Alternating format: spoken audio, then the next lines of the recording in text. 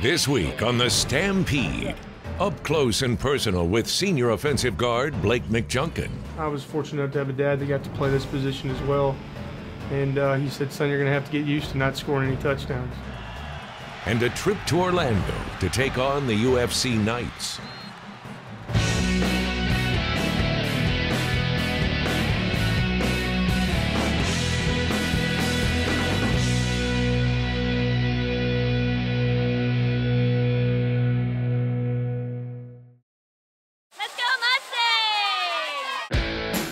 Gilbert is looking left, steps up in the pocket. He's going to loft this one. Corner of the end zone, caught! Touchdown SMU! Through the first 8 games of the season, SMU stands at 4-4. The good news, the Mustangs appear to be peaking at just the right time. 4-4 is big for us. You know, obviously our goal is to still win the conference, but it has to happen one at a time. Gilbert, low snap, hands off, Zach Line. He's hitting the backfield now, bounces out of it, goes right side to the 5, touchdown SMU! The Mustangs scored a school record 72 points against Houston and hung another 44 on Memphis. Flushed out to his right. He's going to bring it down now. He's going to fire it deep. He's got Darius Johnson. Touchdown, SMU. Derek Thompson on the catch. Sorry, 7, not 3. Don't you love our numbers, John? We feel like as an offense, if we go out and execute what we do and we know we can do successfully and what we do in practice every day, then we feel like, we're confident enough that we feel like we can score on anybody. And so that's our mindset, and we go out to practice every day with that mindset in terms of, just trying to get better every single day. 4-man SMU rush, and Taylor Reed picks it! Touchdown Mustangs! The defense has posted 27 takeaways, 16 interceptions, and a remarkable 6 pick sixes. Intercepted Stephon Sanders to the 30, cuts back left to the 20, to the 10, touchdown! Our front seven has played really well. We're a little bit short-handed in the back end, but at the same time, you do what you do defensively, and you can't change things in midstream. So even though we're down about 4 or 5 guys in the back end, those guys that have come in have filled in, and we've got some turnovers and made some plays. It's contagious. When you see somebody else do it, you want to go make that play too. And that's just our mindset. We're all competitive. We all want to make that play. I really think that's the biggest thing this year. We're just playing with confidence. Keep it up, keep it up, keep it up. In his last 2 games, quarterback Garrett Gilbert has played his best football. Gilbert flushed out to his right. He is on the run. He's going to throw it deep down the right side. Receivers there, caught! Touchdown, Keenan Holman! He's completed 48 of 73 passes for 630 yards and 5 touchdowns. Gilbert out of the shotgun, throws left. This is going to be caught. Darius Johnson at the 15, turns upfield, 10, 5, touchdown SMU! He's also run for a pair of scores. Touchdown! Derek Gilbert leans the ball across the goal line and he takes it in from 2 yards out. More importantly, he's led the offense on long multi-play drives, putting points on the board and eating up big chunks of clock. It's washed up, and here goes Garrett Gilbert up the middle to the 5. Second touchdown today for the QB. And of course, Zach Line may be the most underrated running back in the country. Gilbert has 3 receivers to his right. Handoff Zach Line going right to the end zone. Touchdown SMU. Zach Line carries it in from 4 yards out.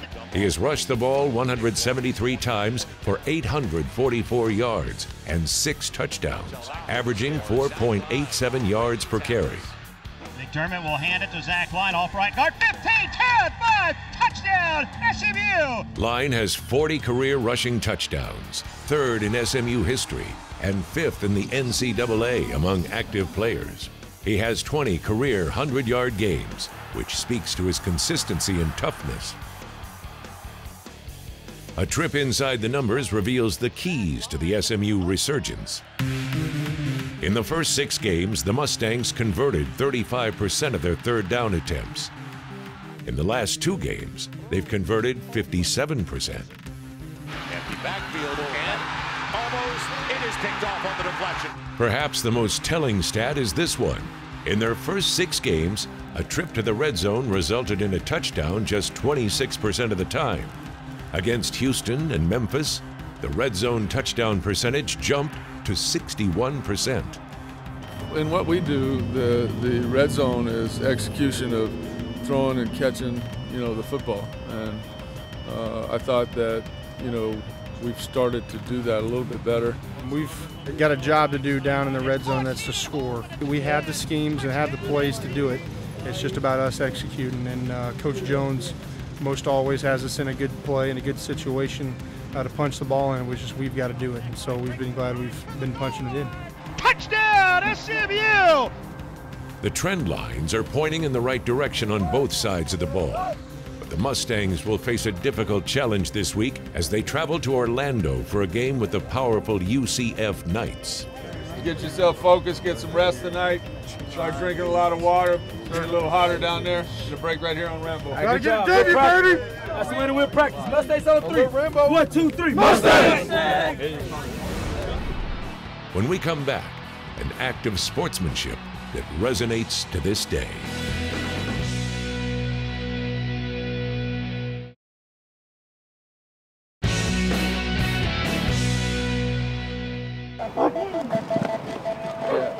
Blake McJunkin is a 6'2", 300-pound offensive lineman from Plano. As a true freshman, he started 10 games at center. Get the line, easy hole, barely touched. His junior year, he blocked for an offense that set a school record with 3,861 passing yards. He was named All-Conference USA Honorable Mention. But then, 3 games into his senior year, disaster struck. An injured ankle knocked him out for the year. A medical redshirt gave him a 5th season on the hilltop, and a move to guard gave him a fresh start. Blake has been here for 4 years with us, and he's done everything we asked him to do. He's played center, he's played guard, and he's a leader too, and just been a fun kid to have play for him. My focus is to handle everything we have to do during the week as best I can. And so if I prepare, if I conduct myself every day in a grateful attitude to be here and be a part of this team and contribute towards the team, I think the accolades will come, the success will come on the field. He's kind of the older upper statesman for this team, and what he's done is he's done a great job of giving us leadership and providing direction for the younger players. Blake's a great guy. He's a better person than he is anything. He's a great player. Great guy off the field.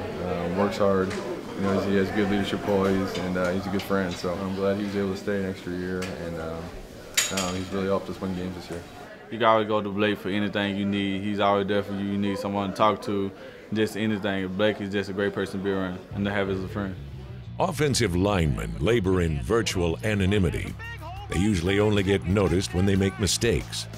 McJunkin and his mates on the O-line get their satisfaction from the success of the team. I think it's good for those guys to get some credit. Our front 5 have done a really good job this year for us. I don't know if we've given up 10 sacks on the year, which is, that's very good through 7 games, and so those guys are coming together as a unit very well and playing very well for us, and giving Zach a chance to run and giving me some time to throw and get it to our wideouts. I was fortunate enough to have a dad that got to play this position as well, and he said, "Son, you're going to have to get used to not scoring any touchdowns." Because I was a young man, I was probably 10 years old. I said, "Dad, why don't I ever get to score one?" And he said, "Son, that's part of playing offensive line." I love it because it models selflessness, it models servanthood, and laying it out for another person. So I love Zach Line personally, and on the field. So when Zach rushes for 177, it makes my day, and I love tiring myself and pouring myself out on the field so that he can gain as many yards as possible. He's one of our best linemen, and always, just doing the right things and in the right spots. And he's a great guy to have back this year, and we're very fortunate to have him. But McJunkin has earned a bit of notoriety all his own. In 2011, the Mustangs journeyed to College Station for a game with the Aggies.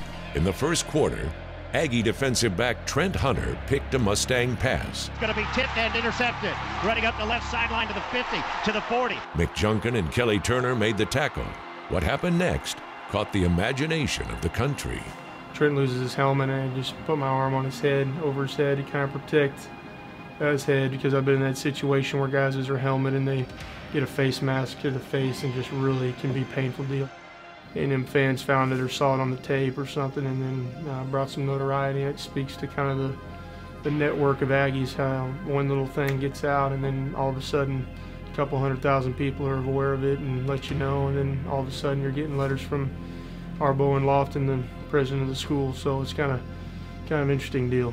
McJunkin's selfless act earned him the NCAA Sportsmanship Award. We got to get somebody pop it out, right? Right, that's what I'm saying. He didn't just drop automatically, so that's why. But if he's flat-footed, just don't even.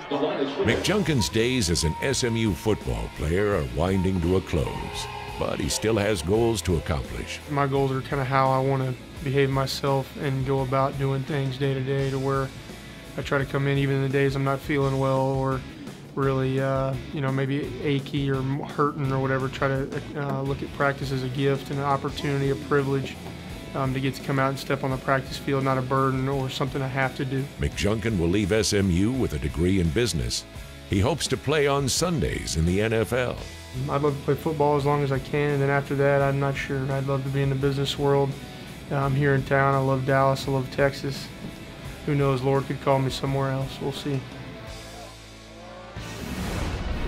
Still ahead, SMU faces off with UCF in a key CUSA matchup.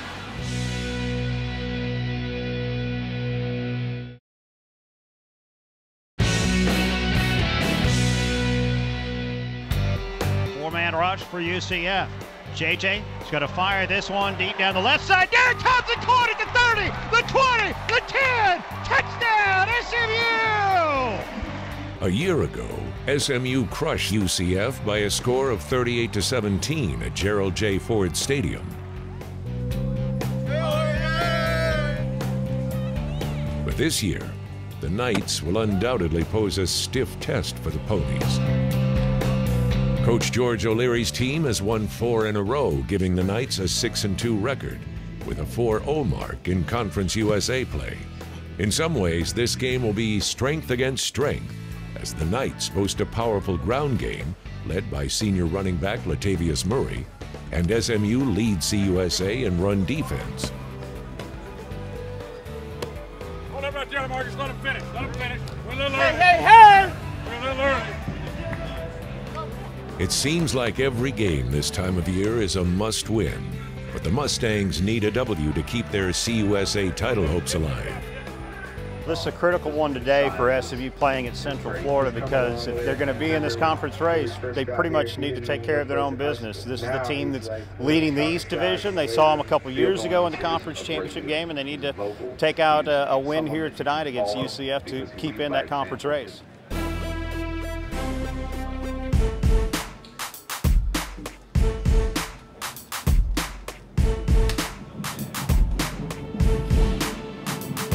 Hey, guys, real quick, it's not going to change now. It's not going to change. What I said, kickoff cover, punt cover, hold on to the football, take care of the ball, and get 11 guys to the football. When the ball's out, it's our ball. We got to take the football away to win this game. Let's get a break right here on AB. Listen up and repeat after me.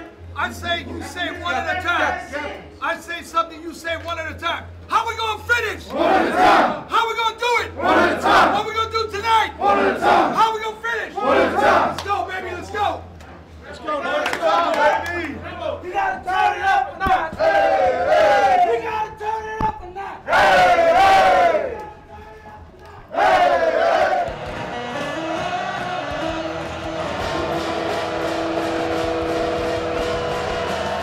Playing in front of their homecoming crowd, the Knights strike first.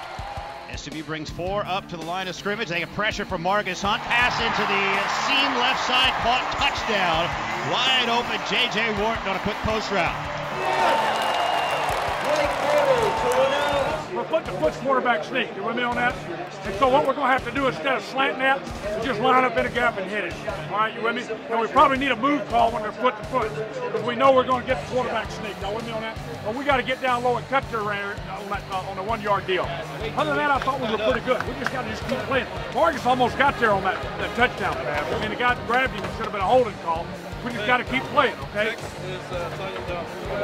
Hey guys, when you get the double win, the end's got to go wide, because we have an extra gap. The buck's got to move up.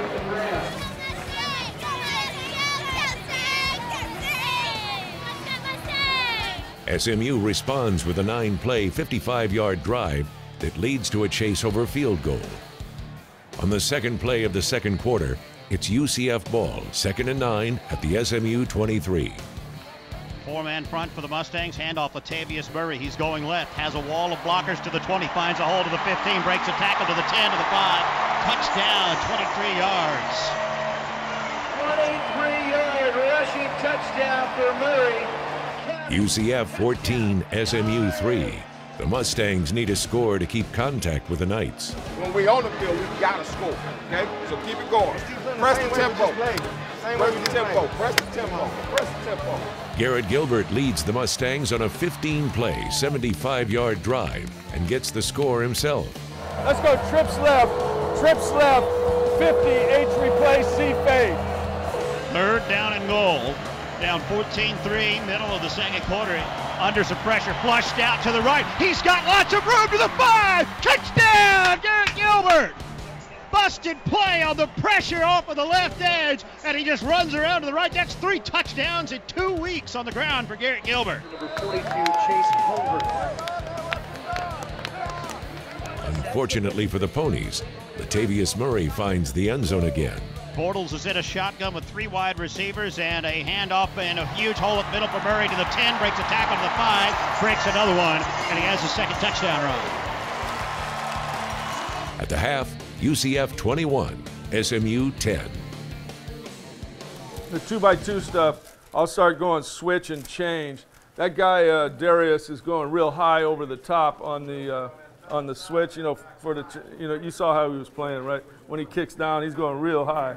So even though he's so high, set it. If you don't get the ball, bring it. Okay, and if he comes to you, then just snap it on switch. Okay, I'll start giving you some just change with a Navy Z pivot or something, levels with Navy Z pivot, because it's just 3 deep.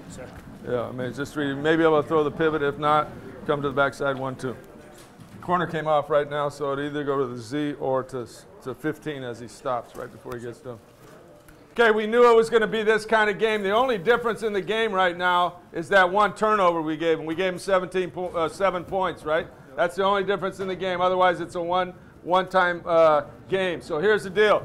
Nothing changes. Go out there, hustle to the ball. We had one on the ground. They got it. We got to take the football away, and we got to take care of the ball, and we'll beat them. Just hang in there, and let's go. When we come back, second half highlights and post-game reaction.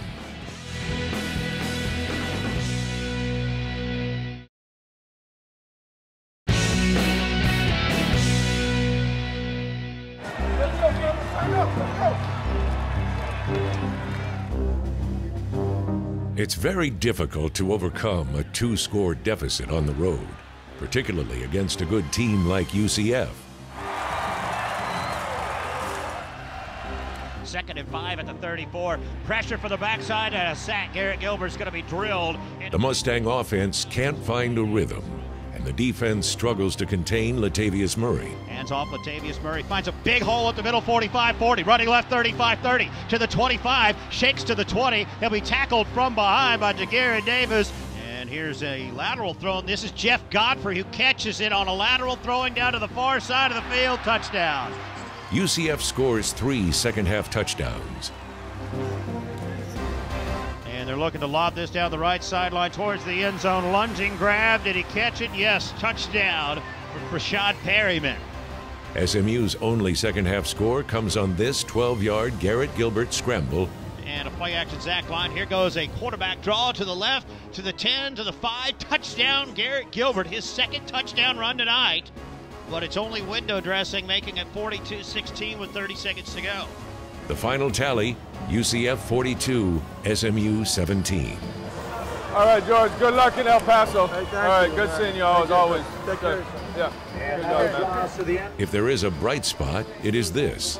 Zach Line rushed for 96 yards to move past Reggie Dupard into second place all-time at SMU. But this is a game the Mustangs will try to forget. Every game the rest of the year is going to be just like this game, okay? It's going to be physical. It's going to be hard, fought games all the way through. Let's win the rest of them. Win out. We got 2 at home, right? Win the rest of them. Let's win out and get this thing to the next level at a bowl game, okay? All right? Mustangs on 3. 1, 2, 3. Mustangs! I thought they ran the ball really well. I thought, they did a good job controlling the ball offense, and I thought on defense, they've played tough. Their tenacity outmatched ours. In a game like this where they're going to shorten it with their running game, you've got to capitalize because, I think we got the ball twice in the third quarter.